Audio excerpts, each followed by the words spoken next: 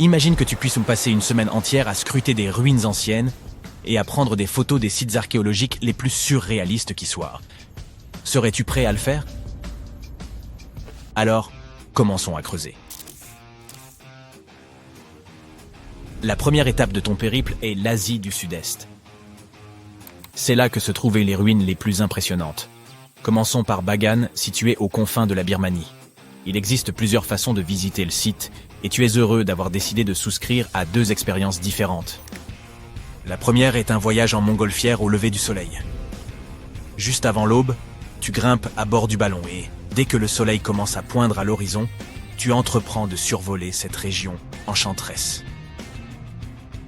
Au fur et à mesure que le soleil s'élève dans le ciel, il se reflète sur plus de 2000 structures dorées de forme conique.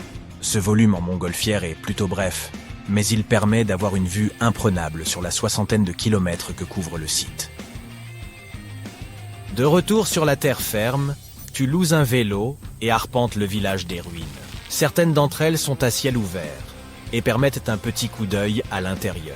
Ces magnifiques vestiges ont été construits entre le XIe et le XIIIe siècle de notre ère et faisaient principalement office de lieu de culte. Il s'y trouvait à l'origine plus de 10 000 bâtiments, mais ils se sont progressivement détériorés au fil du temps, notamment en raison des tremblements de terre. Heureusement, le site a été inscrit au patrimoine mondial de l'UNESCO en 2015 et est préservé depuis. Tu attrapes ensuite un volume pour le Cambodge, où tu prends le temps de visiter les temples d'Angkor, un célèbre site archéologique niché au cœur de la jungle. Heureusement que tu as emporté de l'insecticide avec toi. La cité d'Angkor aura été la capitale de l'Empire Khmer du 9e au 15e siècle. Et pour information, le mot Angkor signifie « capitale » en ancien sanskrit. Fondée par le roi Yasovarman Ier, la ville est devenue l'une des plus grandes cités du monde pré-industriel. Les chercheurs affirment que près d'1 million de personnes y auraient revécu. Encore aujourd'hui, Angkor est admiré pour son architecture étonnante. Le style Khmer se reconnaît à l'emploi d'énormes blocs de grès. Et les tours du complexe auraient été autrefois décorées d'or. Mais aujourd'hui, le site ne consiste plus qu'en un labyrinthe de temples envahis de lianes. La ville fut abandonnée en 1431 pour n'être redécouverte que dans les années 1840. Oh, et si tu ne t'en doutais pas déjà, il s'agit également d'un site répertorié au patrimoine de l'UNESCO, et ce depuis 1992, des fois que tu voudrais te vanter auprès de tes amis de tes aventures culturelles à l'avenir. Ton périple se poursuit en Égypte. Tu es ici pour visiter le temple de Karnak, dans la cité de Luxor. Pour t'y rendre, tu optes pour le moyen le plus romantique, à savoir une croisière en bateau sur le Nil. En quittant le Caire, tu te diriges vers le sud jusqu'à atteindre la célèbre cité antique. Autrefois connue sous le nom de Thèbes, Luxor fut pendant des siècles la capitale de l'Égypte et un véritable centre administratif et économique. C'est pourquoi le complexe de Karnak est un site archéologique d'une telle importance. Tu choisis de le visiter de nuit et, dès l'entrée, tu es frappé par la beauté du site. Le soir, de puissants projecteurs illuminent d'une lueur dorée les statues et les colonnes en pierre du temple. Celui-ci est immense et a été principalement construit au XVIIIe et XIXe siècle avant notre ère. Chaque pharaon égyptien de cette période a apporté sa propre marque architecturale au site. L'apogée de cette visite est une promenade dans l'allée des Sphinx, conclue par la découverte de la grande salle hypostyle. Cette vaste chambre est remplie de piliers imposants et de colonnes en grès massif. C'est un spectacle à couper le souffle. De l'Égypte, tu te diriges vers la Jordanie. Si tu aimes les paysages au ton mordoré, tu es au bon endroit. La cité de Pétra est une merveille du monde antique. Située dans le désert jordanien, la ville fut un centre commercial dès le XVe siècle avant notre ère. Les Nabatéens, un ancien peuple arabe, demeuraient aux abords de la ville rose et a prospéré pendant de nombreux siècles, ayant accumulé une quantité importante de richesses.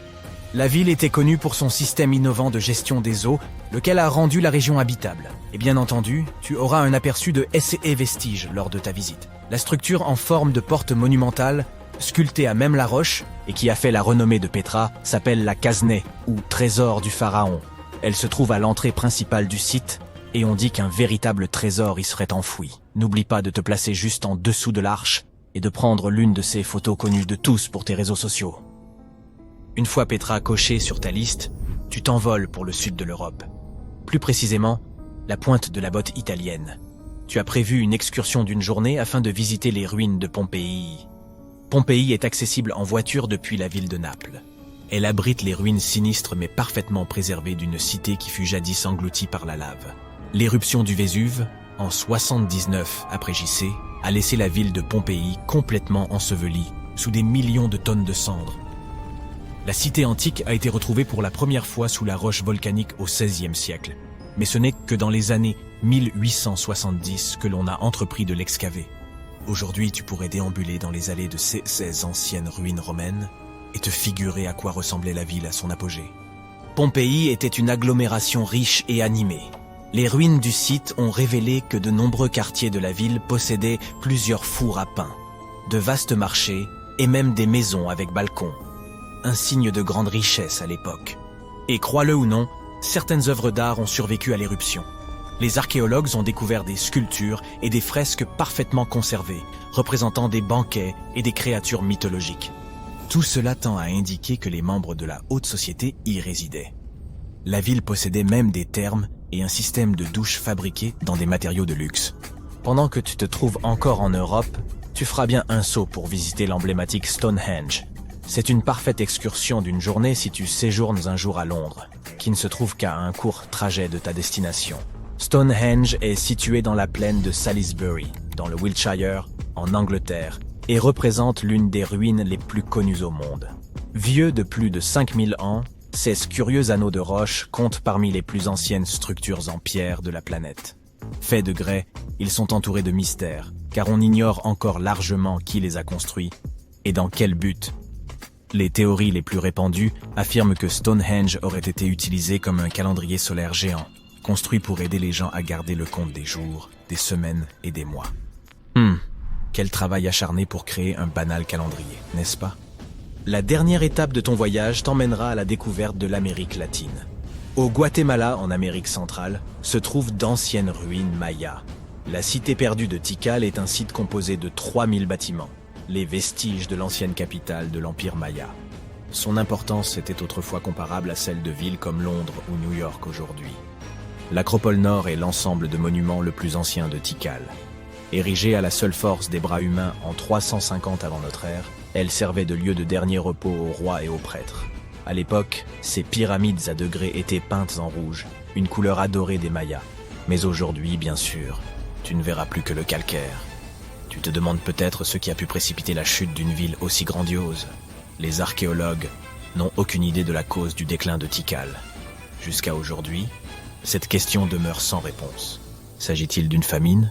D'une épidémie? Peut-être ne le saurons-nous jamais. Envie de découvrir d'autres ruines mayas? Chichén Itzá est un site archéologique qui abrite les pyramides les mieux conservées de la planète. Située dans l'état mexicain du Yucatan, cette cité maya a plus de 1500 ans et elle abritait 35 000 personnes à son apogée. Le site s'étend sur près de 500 hectares et comporte de nombreuses ruines.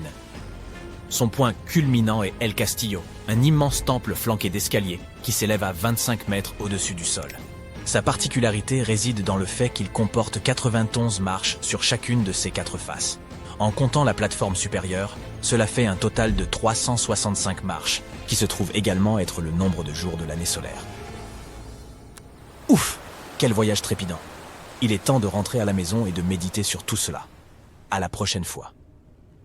Des chercheurs ont mis au jour une cité entière, celle de Guyengola, restée enfouie sous l'épaisse canopée mexicaine durant 6 siècles. S'étendant sur 360 hectares, elle regroupait plus de 1100 édifices, 4 km de remparts, un réseau interne de voies de circulation, ainsi qu'un aménagement urbain réfléchi, comportant temples, terrains de jeux de balles et des quartiers distincts réservés aux élites ou aux classes populaires.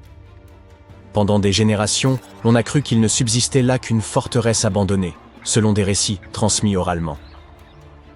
Jusqu'à peu, il était impossible d'appréhender l'immensité du site sans des années d'exploration au sol.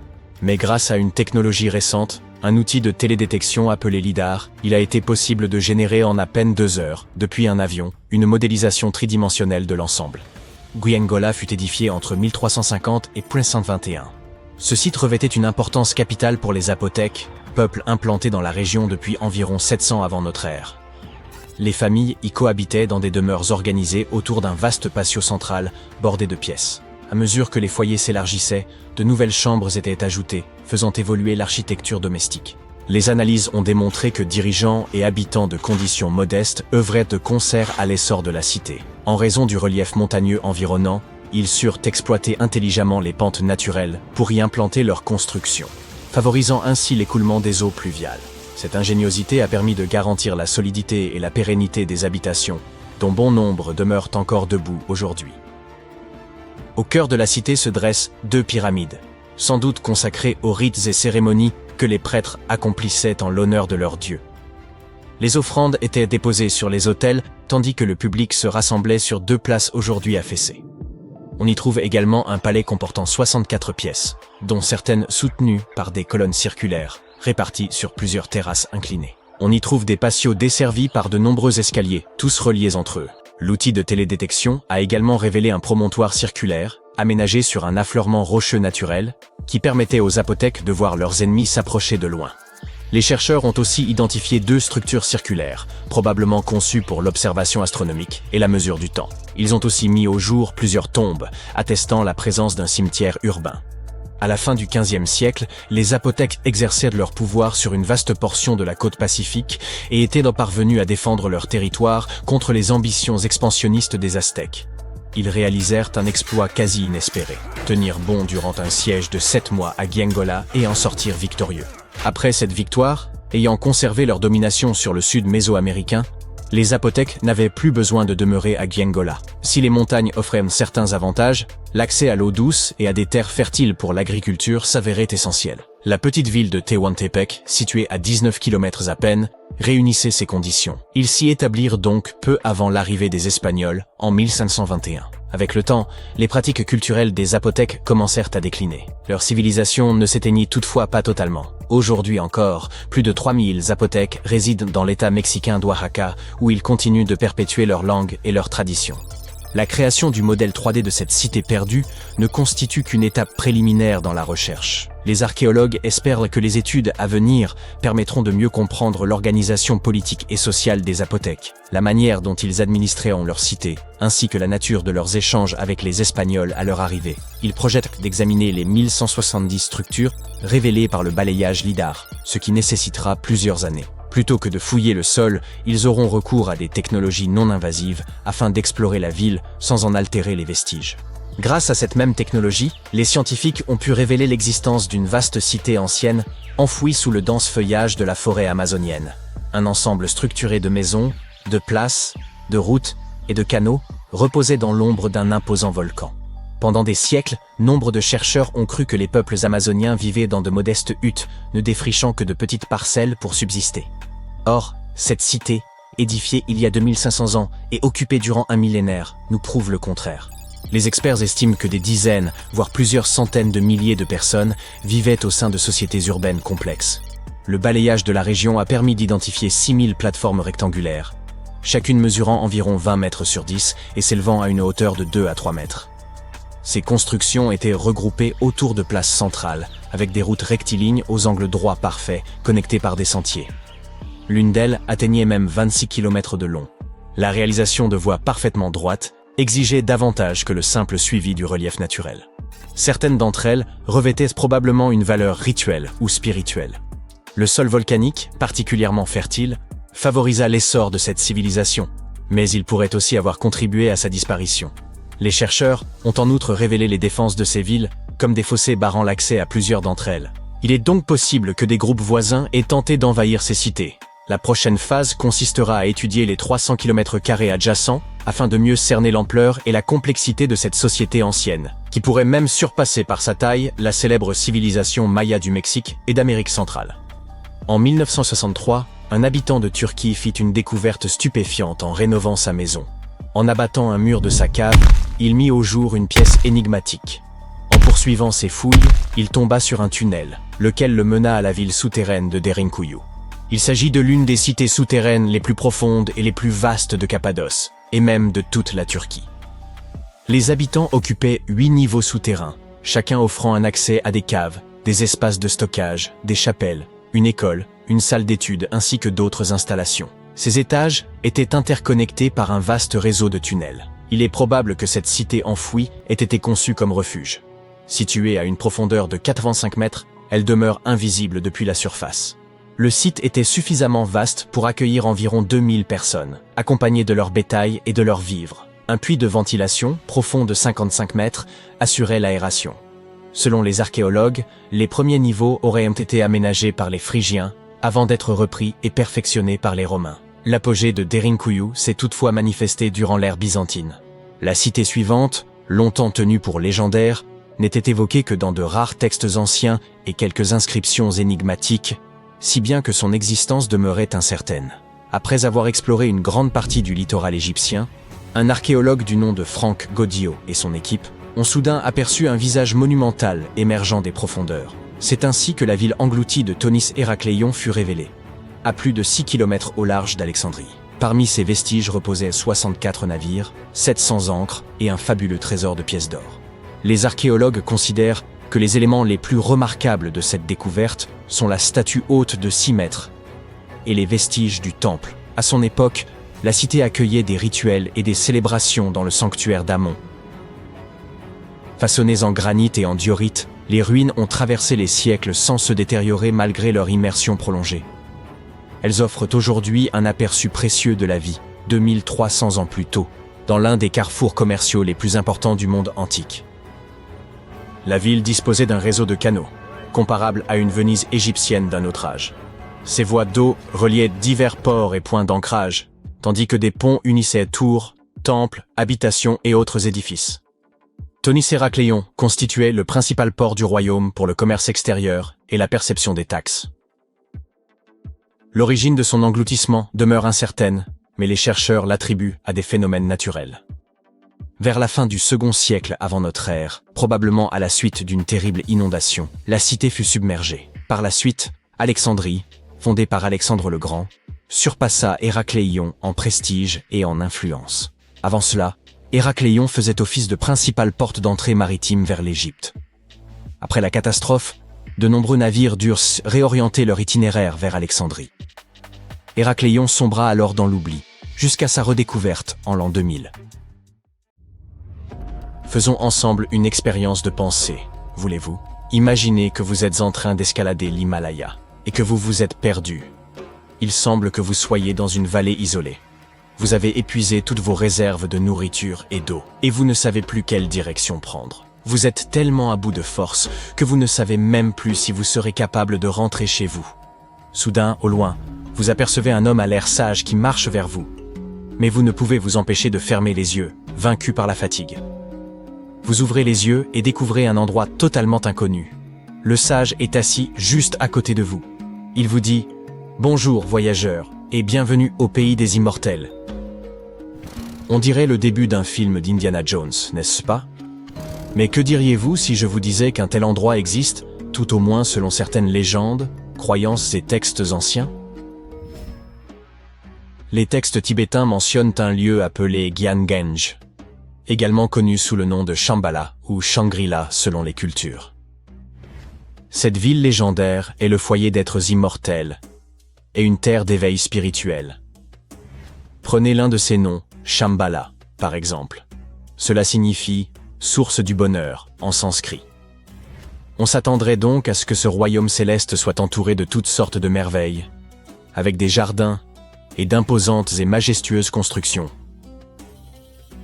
Les croyances et les mythes anciens affirment que lorsque vous entrez dans Gyangenj, vous pensez immédiatement à la structure d'une fleur de lotus à 8 pétales. L'endroit est entouré de montagnes enneigées.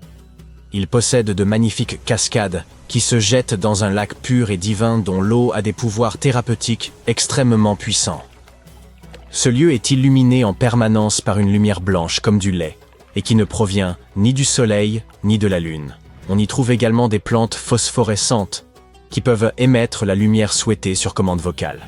Une centaine d'autres fleurs ravissantes poussent toute l'année dans ces jardins, en plus d'innombrables arbres qui produisent des fruits délicieux. Mais un arbre en particulier se distingue. C'est l'arbre de l'immortalité ou l'arbre de vie. Décrit comme un cristal scintillant, il se dresse au centre de Gyangenj et unit le ciel, la terre et le monde souterrain. Ses fruits ressemblent à une forme abstraite du Sri Yantra, un diagramme mystique utilisé dans l'hindouisme, composé de 9 triangles entrelacés. Cependant, personne n'est autorisé à emporter ces fruits hors de Gyeonggange. Pour le faire, il faut en recevoir la permission expresse des habitants de la ville. Cela nous amène à nous demander qui vit dans cette ville magique et mystique. Selon les légendes, Gyeonggange serait habité par un grand nombre de maîtres éclairés, ou en d'autres termes, des sages qui guident subtilement le destin du monde par la méditation. Ce sont des êtres éternels qui ne sont affectés par aucun désir ni aucune souffrance humaine. Leur devoir est de protéger les enseignements spirituels du monde et d'œuvrer pour le bien de l'humanité, ainsi que de tous les êtres conscients. On croit également que lors d'une période de grand chaos, le 25e souverain de Gyeonggange apparaîtra pour mener la planète vers un avenir meilleur. Ces sages et êtres éternels qui vivent là sont en quelque sorte les protecteurs de Gyeonggange. Donc, si vous envisagiez de vous rendre dans ce lieu une carte à la main, nous sommes au regret de vous informer que ce ne sera pas possible. Tout d'abord, personne ne sait vraiment où se trouve exactement Gyeonggange. Certains pensent qu'il s'agit d'une vallée reculée de l'Himalaya, d'autres affirment que la ville se trouve dans une grotte cachée. Il y a également des personnes qui pensent qu'elle est située sur une chaîne de montagnes, et d'autres encore qui soupçonnent qu'elle se trouve sur un plateau isolé. L'emplacement de la ville est donc un mystère et semble devoir le rester, car on dit aussi que les sages immortels de Gyeonggange dissimulent la vallée aux yeux des humains à l'aide d'une sorte de bouclier énergétique. Google Maps ne vous sera donc d'aucune aide. C'est pourquoi certains, dont le Dalai Lama, suggèrent même qu'elle existe dans une autre dimension. Mais on trouve dans certains textes anciens quelques instructions sur la manière d'accéder à Gyeonggange. Cependant, ces indications seraient incompréhensibles. Pour moi, beaucoup de choses le sont. Mais imaginons un instant que vous ayez déchiffré les instructions et que les êtres immortels soient prêts à vous accueillir. Hélas, vous ne pourriez peut-être toujours pas entrer dans cette ville cosmique. Et voici pourquoi. On croit que seuls les maîtres éclairés ou les sages qui ont un certain lien karmique avec elle peuvent y accéder. Alors, que font les êtres éternels d'un endroit aussi magique? N'oubliez pas qu'ils ont tout le temps du monde. Les textes anciens indiquent que Gyeonggange possède un centre et 16 zones destinées à l'étude de 16 sciences différentes. Il s'agit notamment des sciences solaires, des sciences planétaires universelles, des sciences liées au temps, de la science de l'air, de la science liée au soleil et à la lune, de la science liée à l'espace, de la science liée aux forces gravitationnelles, etc. Ce qu'elles ont toutes en commun, c'est que pour pouvoir les étudier, il faut d'abord avoir une très bonne compréhension de l'énergie. Le niveau des cours est extrêmement avancé, et ces enseignements sont encore inconnus, même à l'époque moderne. Chaque système scientifique comporte différents départements, et tous ces départements ont leurs propres enseignants. Comme le temps ne fonctionne pas comme nous le comprenons ici, et que l'immortalité est possible, la plupart de ces enseignants ont des centaines, voire des milliers d'années. Ils peuvent rester dans leur corps spirituel, qui apparaît comme une masse de lumière brillante, tandis que leur corps physique reste séparé. Quelle école, n'est-ce pas? En comparaison, Poudlard semble bien ennuyeux. Et est-ce qu'il est possible d'y obtenir un diplôme? Bien sûr, toutes ces histoires et ces mystères autour de Gyeonggange ont attiré de nombreux curieux du monde entier. D'innombrables tentatives ont été faites par des alpinistes et des randonneurs, dont le président Franklin Roosevelt lui-même, pour trouver cette terre d'immortalité et d'éveil spirituel. Cependant, comme vous pouvez l'imaginer, elles n'ont abouti à rien. Néanmoins, quelques personnes, notamment de célèbres chefs spirituels, des sages et des aventuriers, ont affirmé l'avoir visité. L'un d'entre eux était Sri Gopinath Kaviraj, un érudit célèbre, qui aurait été le premier à trouver cet endroit dans l'histoire moderne. Après sa visite présumée à Gyeonggange, il a écrit un livre et a rendu cet endroit populaire dans la culture moderne. Après avoir lu son livre, de nombreux autres érudits étrangers se sont précipités au Tibet pour en savoir plus. Une autre personne ayant prétendu s'y être rendue est un alpiniste qui s'était perdu dans l'Himalaya. Selon son récit, après s'être égaré, il avait consommé par erreur des champignons vénéneux. Complètement désorienté, il était tombé sur une montagne avec un précipice plongé dans la brume. Et il avait chuté dans le vide. Après s'être relevé, il s'était rendu compte qu'il était entouré de personnes vêtues d'habits étranges qui soignaient ses blessures. une fois complètement guéri. Il l'avait escorté hors de la ville. Il y a également le chef spirituel Guru Saikaka. Il a déclaré avoir visité Gyanganj à plusieurs reprises. Selon son récit, il s'y rendait pour recevoir un enseignement spirituel ainsi que l'immortalité. Il a affirmé qu'un sage l'escortait dans la ville à chacune de ses visites. Dans ses récits, il indique également que le royaume existait dans une dimension supérieure. Un autre visiteur présumé de Gyanganj fut L.P. Farrell, un officier anglais, qui affirma avoir découvert ce lieu mystique en 1942. Même si toutes ces histoires et descriptions de Gyanganj nous permettent de nous en faire une image vivante, il peut être difficile pour beaucoup d'entre nous de garder l'esprit ouvert quant à son existence. Cependant, il faut admettre que l'idée d'un tel endroit, où l'immortalité est possible et où des êtres véritablement moraux œuvrent pour protéger l'humanité, est réconfortante, fascinante et bouleversante. En décembre 2012, une multitude de personnes s'alarmait à l'idée que le monde puisse s'achever dans une catastrophe. Cette peur était alimentée par le célèbre calendrier Maya. Ce système ancien de mesure du temps avait donné lieu à d'innombrables spéculations, mais l'un de ses mystères les plus intrigants restait sans doute le cycle de 819 jours présent dans certaines versions. Personne ne parvenait à en expliquer la présence ou le fonctionnement, jusqu'à ce qu'un groupe de chercheurs de Cambridge ait récemment révélé une hypothèse éclairante. Tout d'abord, comment le calendrier Maya fonctionne-t-il? La méthode employée par cette civilisation pour décompter les jours repose sur ce que nous appelons aujourd'hui le tour du calendrier. Imaginez 3 mécanismes d'engrenage imbriqués, formant des cycles interdépendants. Le premier correspond à une année solaire de 365 jours, désignée par le terme Hab. Le second cycle se compose de 20 noms, tandis que le troisième est formé par une série de 13 chiffres, aboutissant à un calendrier sacré de 260 jours, appelé Tzolk'in. De manière comparable à notre façon de désigner une date comme le 25 décembre 2025, les Mayas nommaient leurs jours en fonction de l'alignement des 3 cycles. Par exemple, un jour pouvait être identifié comme 3 maniques et 14 pop. Il faut un cycle complet de 52 ans pour que ces 3 systèmes se synchronisent à nouveau. Après quoi, les jours recommencent à se répéter. C'est ici que les choses se complexifient davantage.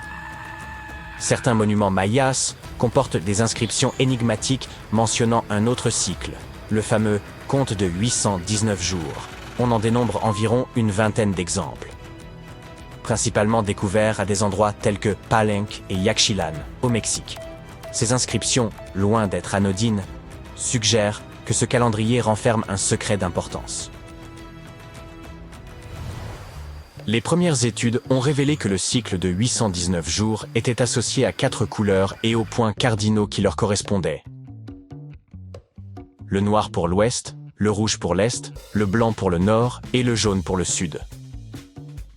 Les chercheurs ont également établi que cette période de temps pouvait être subdivisée en 3 cycles distincts. Un de 9 jours, un de 7 jours et un de 13 jours. En les multipliant, on obtient 819 jours. Intriguant, certes, mais pourquoi une telle structure? Ce système de couleurs associé aux 3 cycles semblait n'être qu'une interprétation superficielle, et les spécialistes étaient persuadés que son véritable sens nous échappait encore. Une autre observation notable des chercheurs concernait la manière dont ce curieux décompte des jours était souvent représenté. Un glyphe en forme de hydraque, accompagné d'un nombre, était utilisé, mais dans certains cas, un glyphe symbolisant Kawil y était ajouté. Cette puissante divinité maya, fréquemment associée à la création et à la foudre, était traditionnellement représentée avec une torche émergeant de son front, symbolisant l'étincelle vitale. Dans les années 90, une étude a avancé une hypothèse intrigante. Lorsque l'iconographie de Kawil montrait des émanations de fumée et de feu depuis son front, elle pourrait représenter les planètes Jupiter ou Saturne, voire les deux simultanément. Cela suggérait que le compte de 819 jours pouvait être d'une certaine façon relié à ces astres. Les recherches se sont alors orientées vers la compréhension de cette connexion potentielle. La première hypothèse formulée était que ce calendrier avait pu servir aux Mayas pour suivre les mouvements de Jupiter et Saturne. Les chercheurs ont ensuite relevé une particularité fascinante. Ces cycles semblaient correspondre aux périodes synodiques de ces planètes. Par période synodique, on entend la durée nécessaire à un corps céleste, tel qu'une planète, pour retrouver une position similaire, ou presque, vue depuis la Terre. Cependant, malgré l'intérêt de cette théorie, certains aspects restaient incohérents. Chaque planète suit une trajectoire bien spécifique, et tenter d'intégrer plusieurs d'entre elles dans une période de 819 jours posait problème. En clair, ce système calendérique en 4 parties, assorti de son code de couleurs, s'avérait trop limité pour coïncider parfaitement avec les périodes synodiques des planètes visibles. Il semble donc que nous soyons revenus à la case départ. Ce mystère a déconcerté les spécialistes pendant des décennies, jusqu'à ce qu'en 2023, une nouvelle approche vienne tout remettre en question. Les chercheurs ont compris qu'ils devaient changer de perspective. Au lieu de considérer ces 819 jours comme une unité fixe de temps, ils devaient envisager ce nombre comme une série de chronologies. Ainsi, cette période ne serait qu'un fragment d'un calendrier infiniment plus vaste. Comme évoqué précédemment, ce cycle semblait être conçu pour suivre la période où une planète devenait visible depuis la Terre. Pour démontrer que ces 819 cycles représentaient des chronologies et non des jours à proprement parler, les chercheurs avaient besoin d'une planète qui pourrait servir de point de référence afin de confirmer leur hypothèse. Dans ce cas, la planète clé était Mercure, et cela pour une raison assez évidente. La période synodique de Mercure est de 117 jours, ce qui s'intègre parfaitement dans le calcul du calendrier. Si l'on divise 819 par 117, on obtient 7, un nombre entier. Mercure est ainsi la seule planète visible dont le cycle synodique corresponde parfaitement à cette période en chiffres ronds.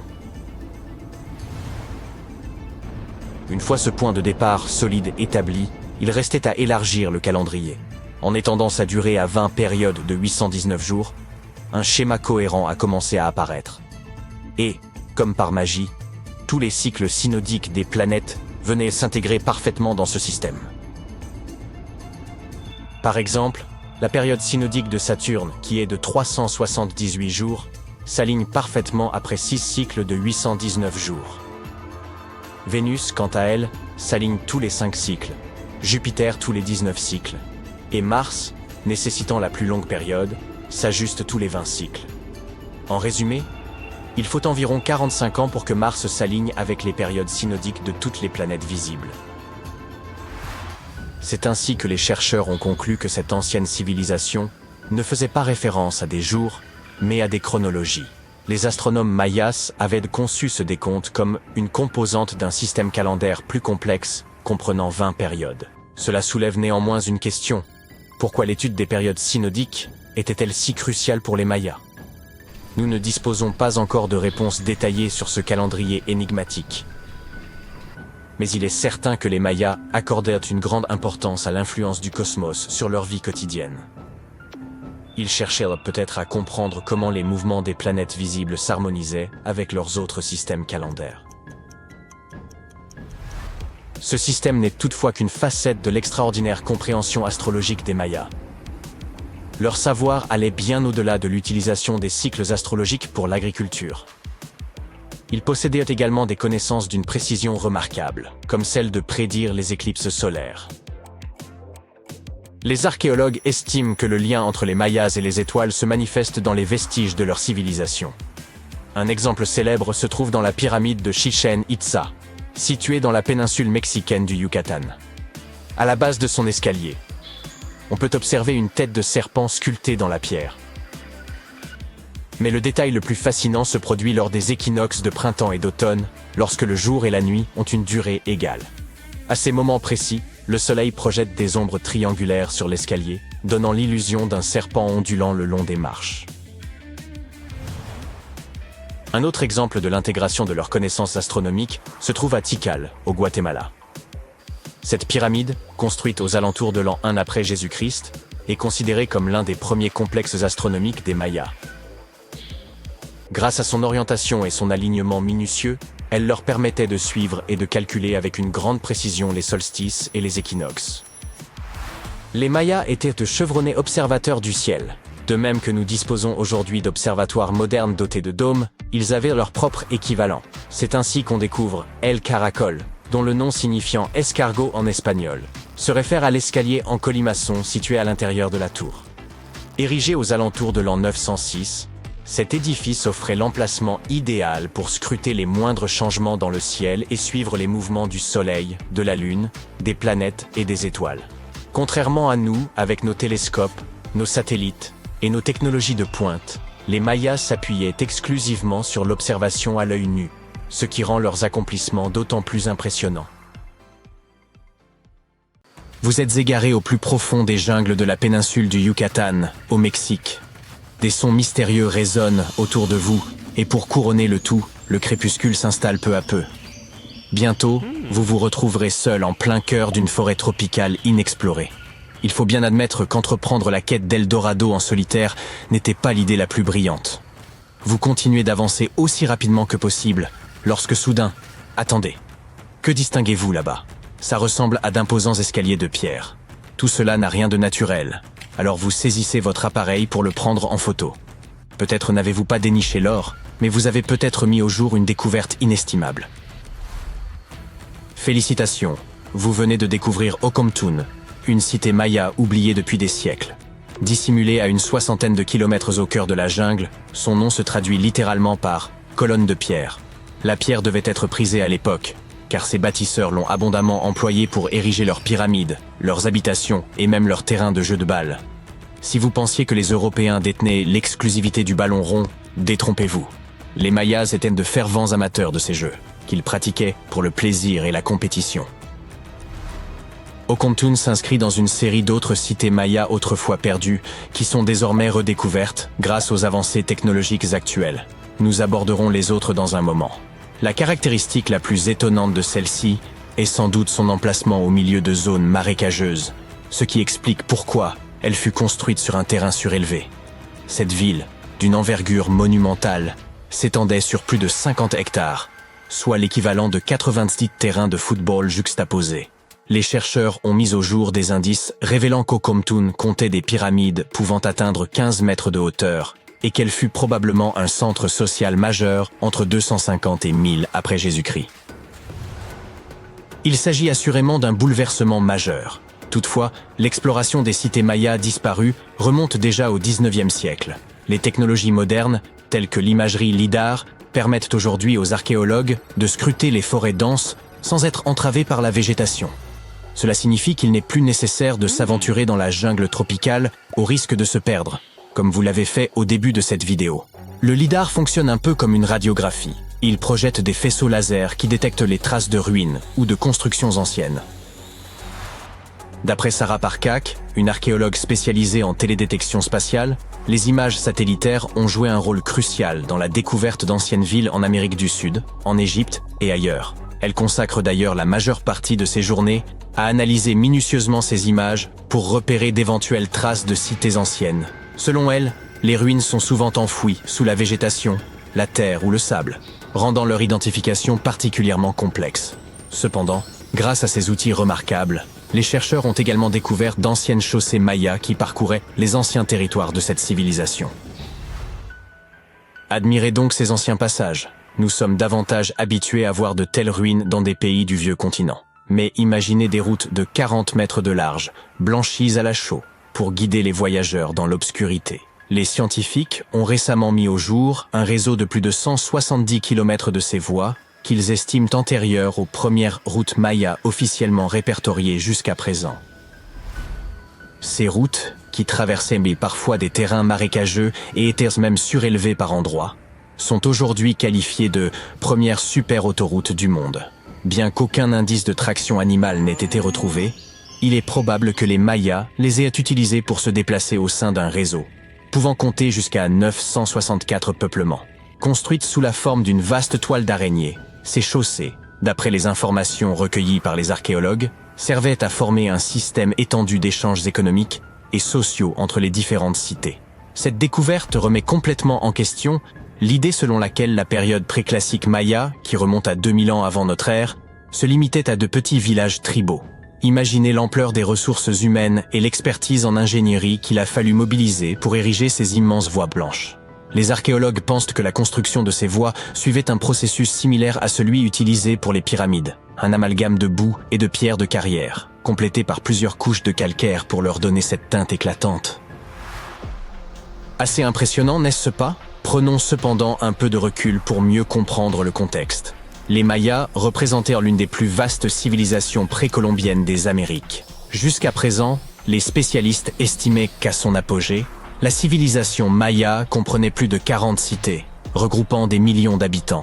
C'est une population considérable. Leur empire s'étendait de la péninsule mexicaine du Yucatan jusqu'au Guatemala et au Belize, avec une économie fondée principalement sur l'agriculture. Toutefois, la péninsule présentait un environnement particulièrement hostile pour la culture. Les Mayas ont donc dû concevoir des systèmes d'irrigation sophistiqués dans la plupart de leurs cités. Outre la construction de pyramides, de bâtiments cérémoniels et de places, ils ont aussi développé un système astronomique à nul autre pareil. Grâce aux anciennes technologies dont ils disposaient, ils étaient en mesure de prédire avec précision la position de planètes comme Vénus et Mars, ainsi que les dates exactes des éclipses.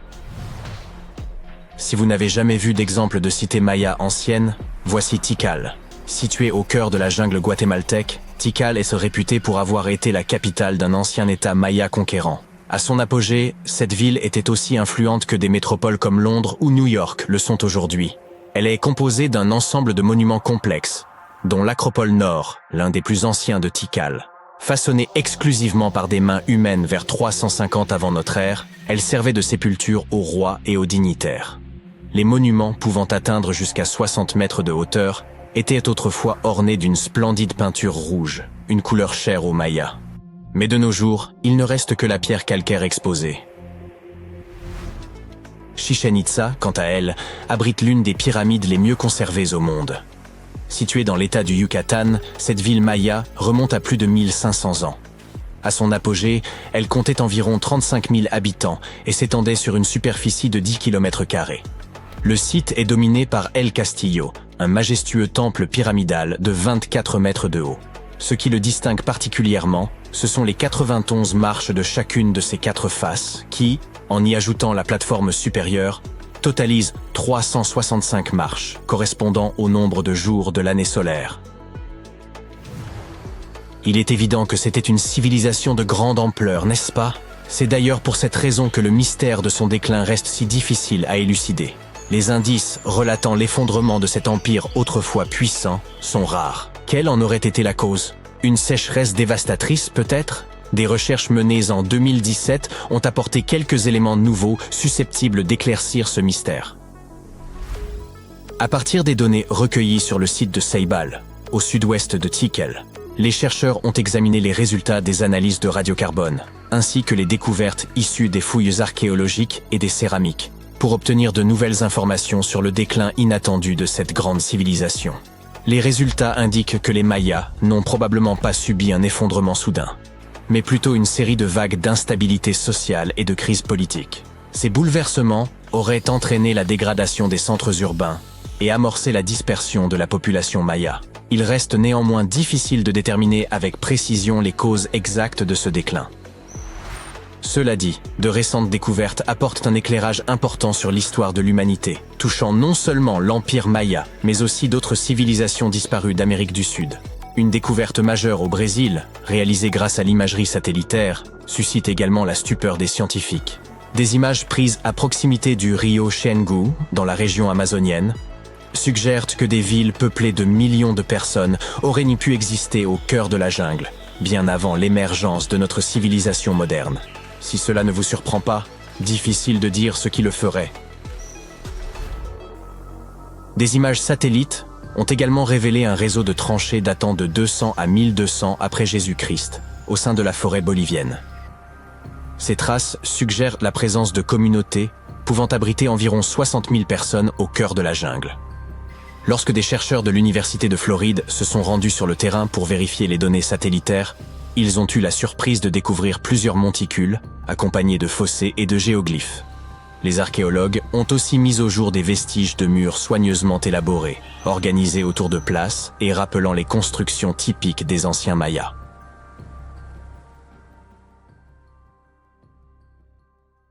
Peux-tu me dire quelle date nous sommes aujourd'hui? Rien de plus simple.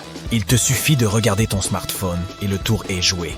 Tu connais immédiatement le jour, le mois et l'année.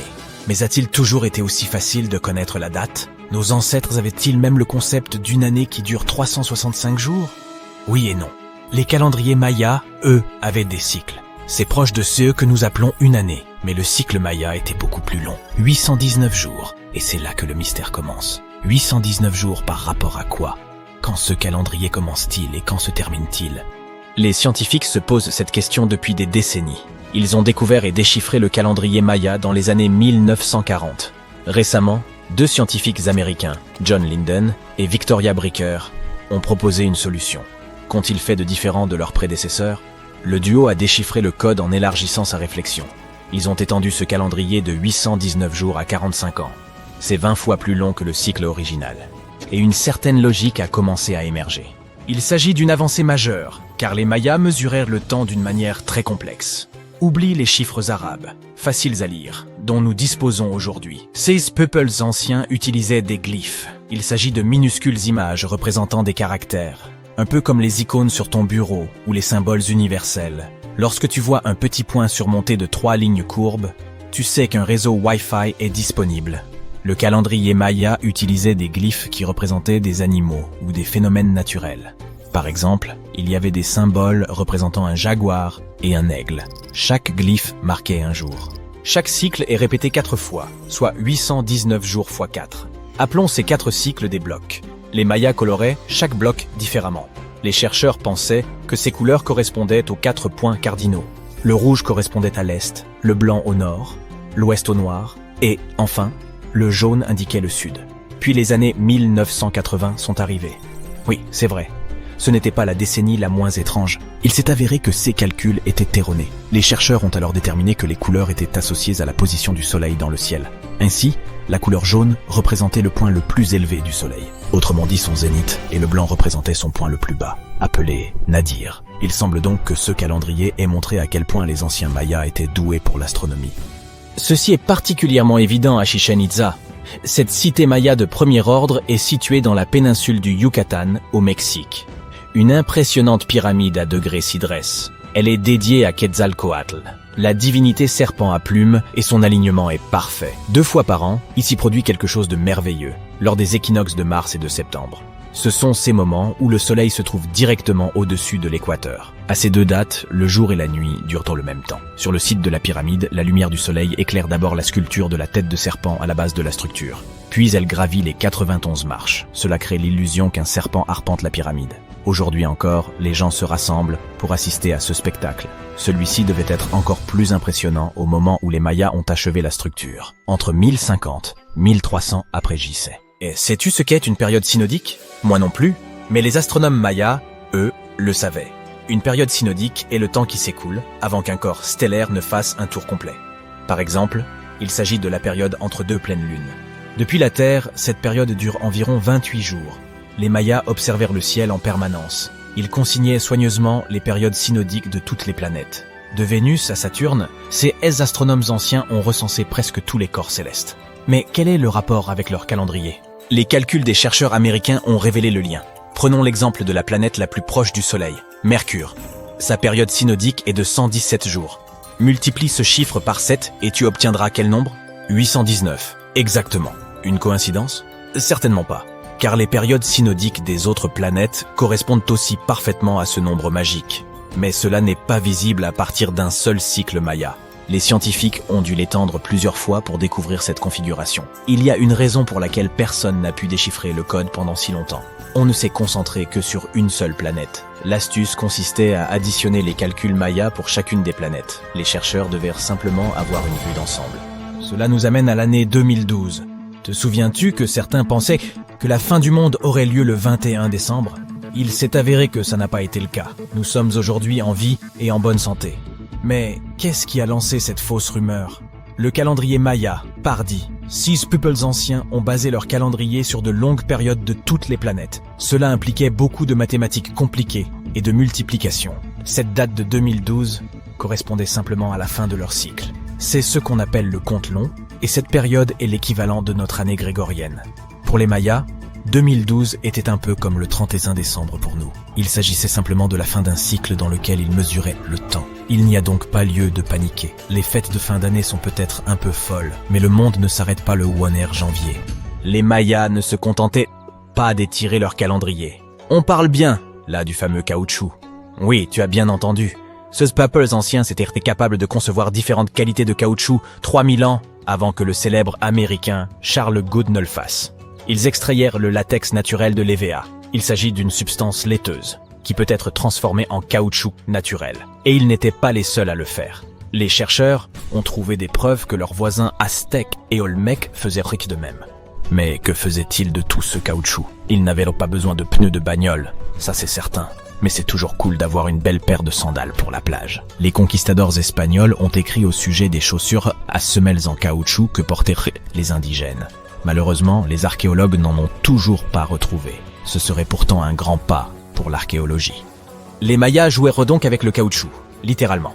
Les chercheurs pensent ainsi qu'ils fabriquaient des balles en latex. 16 balles étaient particulièrement élastiques et leur taille variait de celle d'une balle de baseball à celle d'un ballon de foot. Le jeu de balle maya, ou pits, comportait 2 arceaux. Tu penses sûrement au basketball, mais ce n'est pas tout à fait ça. Les arceaux étaient fixés sur des murs à 7 mètres de hauteur, comparé à la norme de la NBA, qui n'est que de 3 mètres. Et ces arceaux étaient inclinés sur le côté. L'histoire des Mayas a aussi un côté sucré. Ce peuple ancien appréciait le chocolat. En fait, le mot moderne de chocolat vient probablement du mot xocolatel, issu de leur propre langue. Celui-ci signifiait « eau amère ».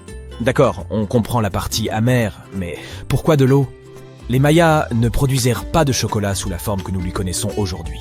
Ils ne fabriquaient pas de tablettes de chocolat, ils se contentaient de le boire. Ces fèves de cacao écrasées constituaient une excellente boisson. Les Mayas ont perfectionné le mélange au fil du temps et y ont même ajouté des épices. Quelqu'un veut-il d'une boisson chocolatée piquante avec de la bouillie de poivron et de la farine de maïs? Qui sait, cette boisson avait peut-être bon goût. Les fèves de cacao étaient sacrées et servaient également de monnaie d'échange. Les chercheurs pensent par ailleurs que toutes les classes sociales pouvaient en profiter. Aujourd'hui encore, l'idée d'un chocolat gratuit pour tous semble plutôt séduisant. Mais où les Mayas se procuraient-ils de l'eau potable pour leurs boissons à base de cacao? Par le plus ancien système de filtration de l'hémisphère occidental. Il était basé sur l'action des éolites. Il s'agit de minéraux contenant des composés d'aluminium et de silicone. Et devine quoi? Les purificateurs d'air et d'eau modernes utilisent toujours ce même matériau. La technologie Maya l'emporte encore une fois. En Europe, Roger Bacon a mis au point un système de filtre à sable en 1627, quelques 1800 ans après les Mayas. Mais qu'en est-il des régions dépourvues de rivières, de lacs ou de sources? Les ingénieurs Mayas avaient encore une fois tout compris. Il s'agissait d'exploiter l'eau de pluie. Ils creusaient de grands réservoirs dans la roche calcaire. Ensuite, ils enduisaient ces cavités souterraines d'une couche de matériaux étanches. La dernière étape consistait à creuser de petits canaux qui recueillaient l'eau des collines situées au-dessus. Les scientifiques ont estimé qu'un seul de ces réservoirs pouvait contenir en moyenne 38 000 litres d'eau de pluie, de quoi remplir 55 de nos jacuzzis modernes. Il s'est passé beaucoup de choses au cours du premier millénaire.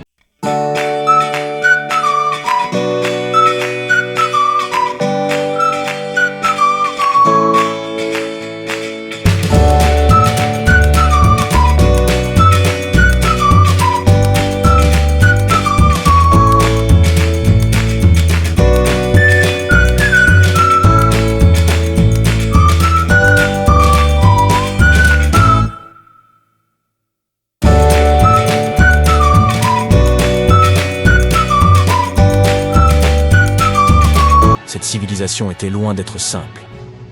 Pour en savoir plus, tu devras plonger dans les forêts tropicales du Guatemala. Prêt pour la balade? Les forêts tropicales sont denses et difficiles d'accès. Si tu étais archéologue, tu les trouverais également très menaçantes. C'est d'ailleurs l'une des raisons pour lesquelles nous sommes restés si longtemps dans l'ignorance au sujet des Mayas. Mais regarde un peu ça. Tu t'attendrais à voir des ruines de ce genre au Portugal, en Angleterre ou aux États-Unis. Je parle de ces routes de 40 mètres de large, peintes en blanc, pour aider les voyageurs à se déplacer la nuit. À titre indicatif, ces routes faissaient environ la moitié de la taille d'un terrain de football américain. Énorme. Les scientifiques ont récemment mis au jour un réseau de centaines de vecinos satanistiques de routes similaires, et ils pensent qu'elles détiennent davantage toutes premières ruines mayas répertoriées à ce jour. Ces routes, qui traversent parfois des terrains marécageux et pouvaient même être surélevées, sont en quelque sorte les premières autoroutes du monde. On ne dispose pas de registres répertoriant les véhicules à traction animale, mais on pense que ce réseau reliait entre elles 964 localités mayas. C'était comme une immense toile d'araignée.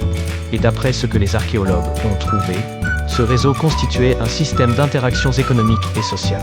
Cela bat complètement en brèche l'idée traditionnelle selon laquelle la période préclassique maya, que l'on situe entre 1000 et 350 avant notre ère, était constituée de petites colonies tribales. Imagine la main-d'œuvre et les capacités d'ingénierie qu'il fallait pour construire des autoroutes comme ça. Les scientifiques y pensent que ces chaussées furent construites à peu près de la même façon que les pyramides. Si ces gigantesques ouvrages architecturaux t'intéressent, ne t'inquiète pas, nous en parlerons dans quelques instants. Les scientifiques pensent que ces routes furent bâties avec un mélange de boue et de pierres de carrière, et avec plusieurs couches de calcaire aussi, bien sûr. Les chercheurs n'ont pu découvrir tout cela que grâce à une toute nouvelle technologie d'imagerie. Tu sais qu'on a utilisé la technologie du sonar pour cartographier le fond de l'océan? Eh bien, cette technologie est très similaire. Mais au lieu d'utiliser des sons, elle utilise des lasers. Ce système permet aux chercheurs de voir à travers l'épaisse voûte forestière, un peu comme un vision à rayons X. Cela a incontestablement changé la donne. On a commencé à exhumer les cités mayas au milieu du XXe siècle. Depuis, des ruines de villes telles que Tikal, Palenque et Uxmal ont été redécouvertes. Mais revenons quelques instants en arrière pour situer le contexte. Les Mayas étaient l'une des plus grandes civilisations précolombiennes d'Amérique. Jusqu'à présent, les experts pensaient qu'à son apogée, cette civilisation comprenait plus de 40 villes, avec une population de plusieurs millions de personnes. Ça fait beaucoup de monde. Son territoire s'étendait sur la péninsule du Yucatan, au Guatemala et au Belize. Et il survivait principalement grâce à l'agriculture. Mais cette péninsule était un endroit très hostile aux cultures. Les Mayas durent donc mettre au point un système d'irrigation complexe dans leurs villes. Ils construisirent des bâtiments cérémoniels, des pyramides, des places même des terrains pour jouer au ballon. Les Mayas furent peut-être de grands bâtisseurs de pyramides, mais ils développèrent aussi un système astronomique avancé. Avec la technologie dont ils disposaient, ils étaient capables de prédire l'emplacement exact de planètes telles que Vénus et Mars, ainsi que les dates exactes des éclipses. Jetons maintenant un coup d'œil à certains de leurs sites. Voici Tikal. Situé au cœur de la jungle guatémaltèque, Tikal aurait été la capitale de l'ancien empire maya. À son apogée, son importance était comparable à celle de villes comme Londres ou New York dans le monde d'aujourd'hui. Il est composé de plusieurs monuments. Au total, le site compte 12 000 bâtiments. L'Acropole Nord est le plus ancien complexe de monuments de Tikal. Construite uniquement de main d'homme vers 350 avant notre ère, elle servait de lieu de repos aux rois et aux chefs. Ces monuments mesurent jusqu'à 60 mètres de haut. À l'époque, les pyramides à degrés étaient peintes d'un beau rouge. Les Mayas adoraient cette couleur. Aujourd'hui, bien sûr, il ne reste que le calcaire. Nous avons dit que l'empire maya s'étendait sur plusieurs pays. Il n'est donc pas surprenant que Chichén Itzá se trouve aujourd'hui à 10 heures de route de Tikal. Il n'y avait pas de querelle entre ces sites. Il s'agissait simplement de centres-villes différents. Un peu comme New York et Los Angeles. On y trouve l'une des pyramides les mieux préservées de la planète. Située dans l'état mexicain du Yucatan, cette cité maya a plus de 1500 ans. À son apogée, elle abritait 35 000 personnes. Le site s'étend sur une superficie de 10 km². Son centre est El Castillo, un énorme temple en escalier d'une hauteur de 25 mètres. Sa caractéristique principale est qu'il comporte 91 marches sur chacun de ses 4 côtés. En comptant la plateforme supérieure, cela fait 365 marches. Le même nombre de jours que dans l'année solaire. Ça donne à réfléchir. Et voici la cité perdue de Palenque. Cette autre cité maya aurait accueilli plus de 6000 personnes à son apogée. Les archéologues ont fait de curieuses découvertes sur ce site. la plus étrange fait immédiatement penser à Indiana Jones et à Tomb Raider. L'un des bâtiments de cette cité serait la dernière demeure de la Reine Rouge de Palenque. C'était la grand-mère du dernier roi Maya. En son honneur, un énorme monument fut construit pour conserver son corps après son décès. La découverte de la tombe elle-même fut un événement passionnant.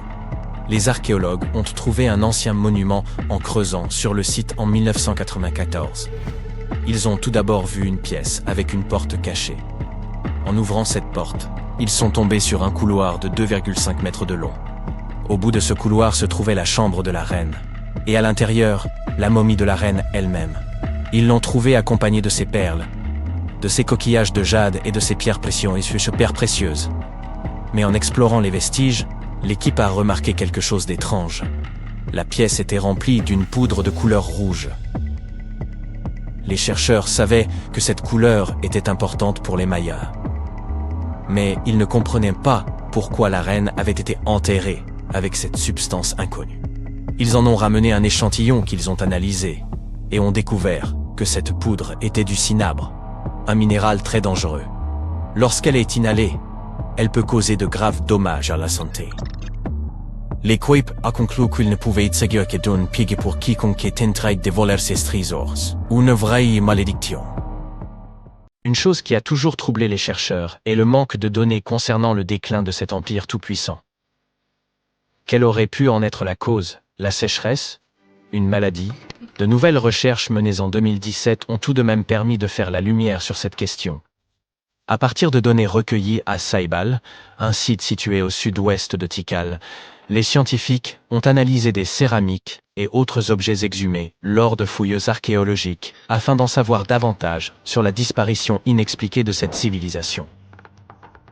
Ces informations ont montré qu'au lieu d'un effondrement soudain, les Mayas auraient disparu à la suite de plusieurs périodes d'instabilité sociale et de crise politique. Ces événements auraient détérioré les centres-villes et provoqué la dispersion de la population. Et toi, que penses-tu de tout cela? Quoi? Une immense île volante juste au-dessus de votre tête. À l'ère de l'IA, vous pensez peut-être qu'il s'agit d'une vidéo générée par un réseau neuronal, mais vous devez savoir que premièrement, c'est tout à fait réel, que deuxièmement, si vous le souhaitez, vous pouvez visiter cette île, et que troisièmement, il se pourrait bien qu'elle détienne la clé du secret de l'Eldorado. Cet endroit s'appelle Roraima, et il ne s'agit en réalité pas d'une île, mais d'une montagne. En raison de plusieurs facteurs, nous avons l'impression de voir une île flotter au-dessus de nous. Mais tout cela est dû au sommet plat de la montagne. Elle n'a pas de pic, et présente donc un plateau, et les nuages épais qui l'entourent se fondent dans le ciel, créant une illusion d'optique. Malgré les progrès de la technologie satellitaire et l'accès abordable aux voyages en avion, il subsiste encore quelques endroits sur Terre que l'on peut qualifier d'inexplorés. Le mont Roraima est l'un d'entre eux. Il existe depuis près de 2 milliards d'années et constitue l'une des plus anciennes formations rocheuses de notre planète. À titre de comparaison, les dinosaures sont apparus il y a environ 240 millions d'années. Certains scientifiques pensent que cette région faisait autrefois partie d'un supercontinent appelé Gondwana, et qu'à l'époque, ce n'était pas encore une montagne. Lorsque le supercontinent s'est fragmenté, l'érosion a créé cette merveille géologique en forme de table. Cependant, ce qui est intéressant à propos de cet endroit, ce n'est pas son âge, mais le fait qu'il semble encore préhistorique, presque intact. Cela s'explique par l'exploration tardive de cette partie de l'Amérique du Sud.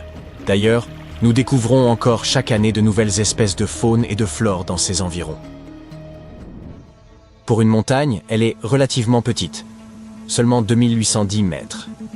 Certaines villes sont situées à une plus grande altitude, comme La Paz en Bolivie, qui culmine à 3640 mètres.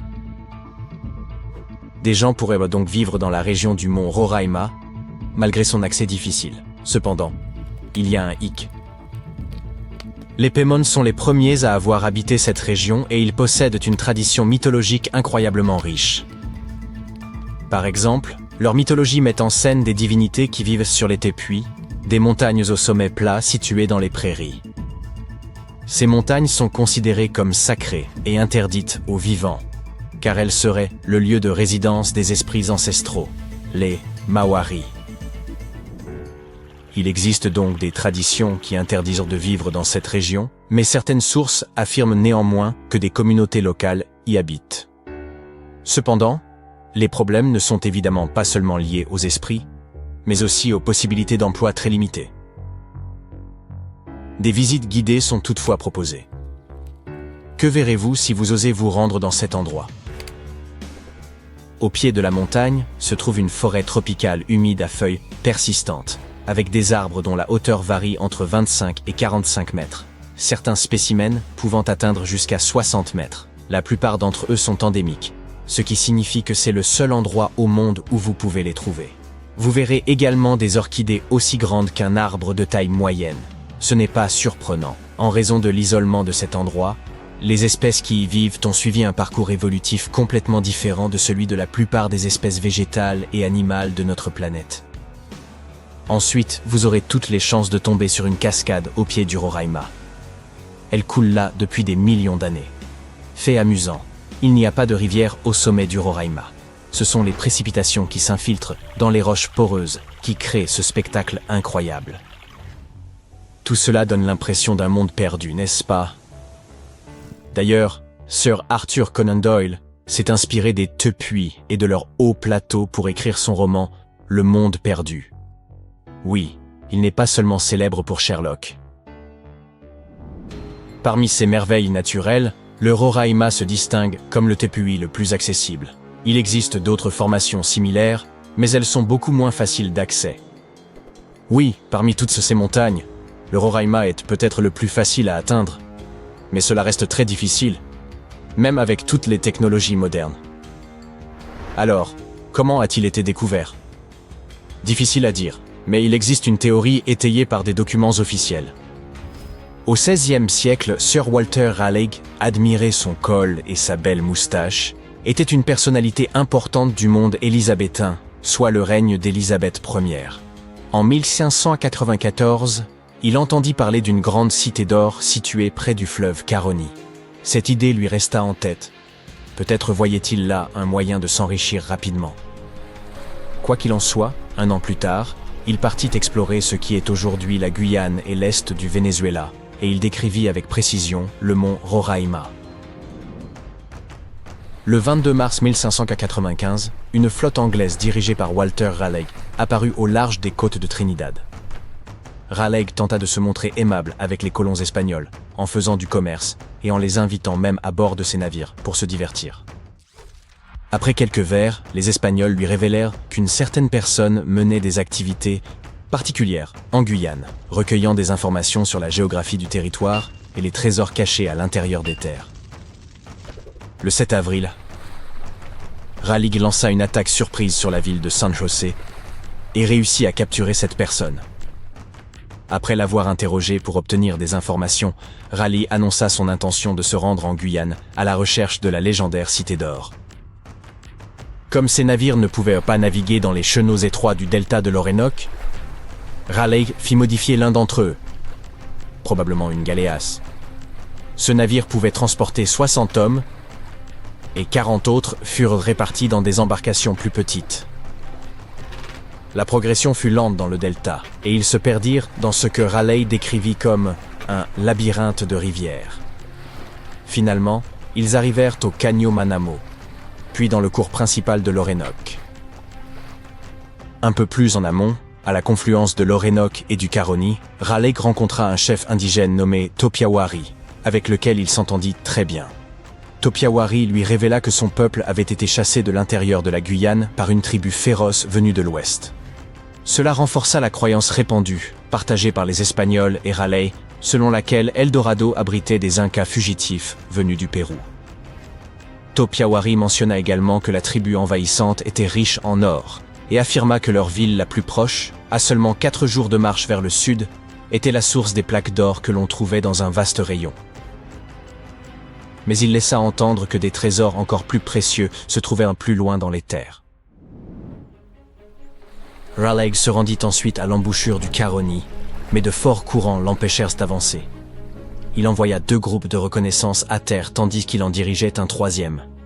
Ils trouvèrent quelques pierres brillantes qu'ils s'empressèrent d'extraire du sol, mais la plupart s'avérèrent sans valeur. Ils apprirent qu'un immense lac d'environ 64 km de large, rempli d'or alluvial, se trouvait à la source du Caroni. Cependant, sans moyen d'avancer et avec la montée des eaux de l'Orénoque, Raleigh dut annuler l'expédition, espérant revenir lorsque les conditions seraient plus favorables.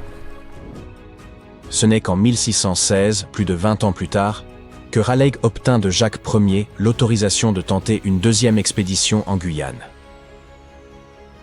Il assura au roi qu'il pourrait extraire beaucoup d'or d'une mine située près du Caroni, dont il avait entendu parler lors de son précédent voyage. Jacques lui ordonna expressément de ne pas entrer en conflit avec les Espagnols, qui contrôlaient toujours la région de l'Orénoque. À son arrivée en Amérique du Sud, Raleigh resta à bord du navire et envoya Lawrence Keymis et une équipe à la recherche de la mine. Pour des raisons qui restent obscures, Keymis finit par attaquer et capturer la ville espagnole de Santo Tomé, ce qui entraîna la mort du fils de Raleigh, Watt, au cours de l'escarmouche. Incapable de trouver la mine, l'équipage retourna au navire et, face à la colère de Raleigh, Keymis sauta la vie. De retour en Angleterre, Raleigh fut jugé pour avoir prétendument menti au sujet de la mine et tenté de provoquer un conflit avec l'Espagne, ce qui conduisit finalement à son exécution. Ou peut-être étaient-ce les esprits Maoris qui n'avaient même pas apprécié son intrusion ?